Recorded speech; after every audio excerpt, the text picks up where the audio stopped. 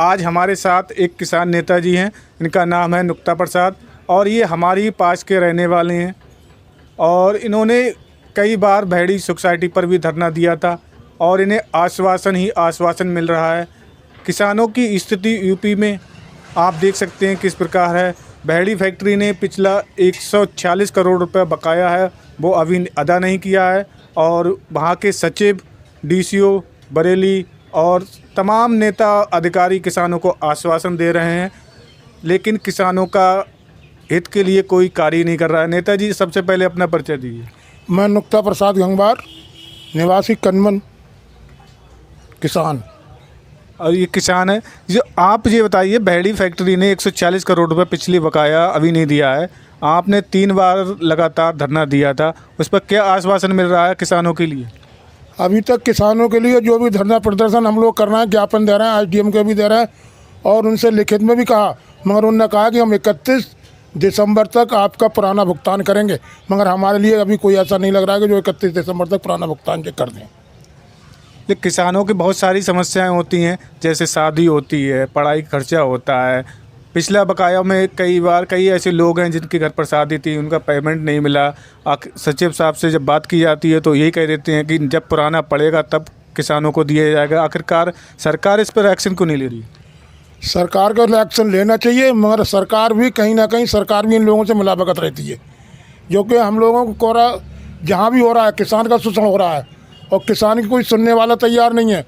जहाँ भी चाहो गन्ने की बात हो, चाहे धान तोल की बात हो, धान की तोलाई में कांटे लगते हैं। किसान का गेहूँ सब व्यापारी ने खरीद लिया 1500 रुपये कुंटल के दाम में, और आज कहने का हम लोग वही कांटे चालू हो रहे हैं। योगी जी महाराज हमारे इस बात के लिए कह रहे हैं कि ये सारे किसान का धान कांटों पर तोलना चाहिए। जब किसान के पास सब बिचौलियाँ ले लिया तो तोलेगा ही क्या।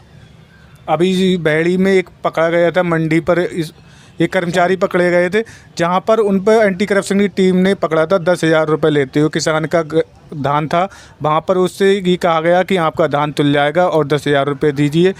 ऐसी हज़ारों मंडी हैं जहां पर किसानों के साथ अन्याय होता है। अधिकारी किसानों को टालते हैं, 10-10 दिन वहाँ बैठा ले लेते हैं, उसके बाद उनका नंबर आता है। आखिरकार किसान मजबूरी में आकर करप्शन करने को मजबूर होता है। तो इस प्रकार किसान का कैसा भला होगा? इस प्रकार तो किसान का भला होगा ही नहीं, क्योंकि जब तक नीति ऊपर से सही बन के नहीं आई तब तक किसान पिछता रहेगा और किसानों को किसी भी रेट का सरकारी भाव नहीं मिलेगा। 2369 रुपये किसान के धान की खरीद सरकार की है, किसान 1500-1600 रुपये घर से दे रहा है। जो बाकी जो रुपए और कागज़ों में पूरी ये दिखाया जा रहा है कि वास्तव में हाँ क्रय केंद्र पर धान तोला जा रहा है, लेकिन किसान का एक भी धान नहीं गया। आपके कनमन पर भी क्रय केंद्र शुरू में लगा था, अब उससे बात हुई तो उन्होंने कहा कि अब क्रय केंद्र हमने वापस कर दिया। ऐसी रिछा मंडी पर 4 क्रय केंद्र थे, जब मैंने जाकर देखा वहाँ पर उस दिन किसान का मात्र 20 कुंटल धान तोला गया था, जबकि कागजों में उसमें कई कुंटल धान तोला था। उसमें जाए खाली कागजों में फर्जी काम होता है। किसान का भले ही मौके बने बिचौलियों से कह दिया गया कि आप कहने का मतलब अभियान दिखाने के लिए डाल दो, बाकी हम कहें खरीद कर रहे हैं। बोले किसान किसी अग्नि नहीं खरीद रहा है। मेरे पास 4 ट्राली वाले लोग आते हैं और इस चीज़ को कहते हैं कि किसान का धान नहीं तुल रहा है। किसान जब जा रहा है धक्का लगाया जा रहा है, उस पर कह रहा है कि तुम रजिस्ट्रेशन कराओ, उसके बाद कहने को रजिस्ट्रेशन हो रहा है और उसमें लगाने के बाद भी 70 तरीके की ये कड़ैया लगाओ कि ये घटतोली करो। दुनिया भरी किसान के साथ उसमें धमकाया सटकाया जाता है। जब जो पैसा किसान के पास जो पैसा होता तो वो कहने का मतलब जो कांटे पे ही क्यों लेकर जाता, कहीं होने पौने दामों में बेचता है, इसलिए कि मुझे मजबूर होता है। बच्चों की पढ़ाई देना है, कि गेहूँ की खाद में लगाना है, डीएपी कहाँ से लाए, कहाँ से जुताई दे, कहाँ से क्या करे, कहीं ना कहीं मजबूरी में सारे काम अपने किसान चलाएगा। तो कहने का मतलब होने पौने दाम में किसान बेचता है। बच्चों की पढ़ाई देना है, डीएपी खाद की व्यवस्था कराना है, इलाज कराना है। बच्चों के लिए जो बाहर कहीं किसी भी तरीके का कोई दिक्कत भी हो रही है, सारी कपड़ा लेता ड्रेस, सारी ठंड का मौसम चल रहा है, लोग परेशान है। मगर वहाँ बिचौलिया अपने पूरे रेटों में उनका धान तोल लिया, क्योंकि उनने पहले गोदाम कर लिया, स्टॉक कर लिया। भाई किसान 1500 रुपये में और 1600 रुपये में लुट गया।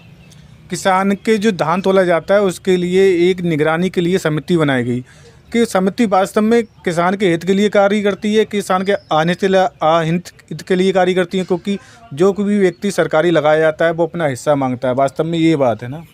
उसमें ऐसा जितने भी समिति भी बनाई जाती है, उसमें समिति में ही वही लोग होते हैं जैसे चोर मौसेरा। भाई मैं कहने में नहीं झिझकता हूँ, मैं कहने का मतलब किसान यूनियन का लीडर भी हूँ और इसलिए लगातार मैं बहस भी करता हूँ। कमिश्नर साहब से भी बात हुई मेरी और डीएम साहब से भी बात हुई इस तरीके की कि कांटे सब फर्जी चल रहे हैं, और वो कह रहे हैं नहीं नहीं शिकायत करो, शिकायत हम करने जाएंगे, वहाँ पर कोई सुनने वाला नहीं है। कहीं डीएम साहब नहीं मिल रहा है, कहीं उनके पेशकार साहब नहीं मिल रहा है, कभी कोई नहीं मिल रहा है। रोज़ शासन से होता है, तीसरे दिन किसान की समस्या हल होनी चाहिए।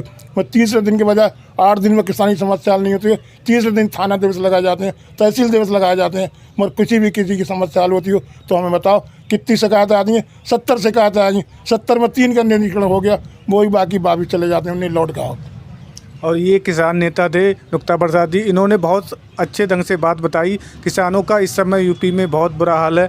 किसान खासकर बरेली में किसानों की सुनवाई नहीं हो रही है, उधर करने का पेमेंट नहीं हो रहा है, धान क्रय केंद्र पर किसानों का गन्ना नहीं तुलता है, इनका आरोप है बिचौलिए तुल जाते हैं। और जबकि जो समिति में कर्मचारी होते हैं वो केवल आश्वासन पर आश्वासन देते रहते हैं। और मैं नरेश कुमार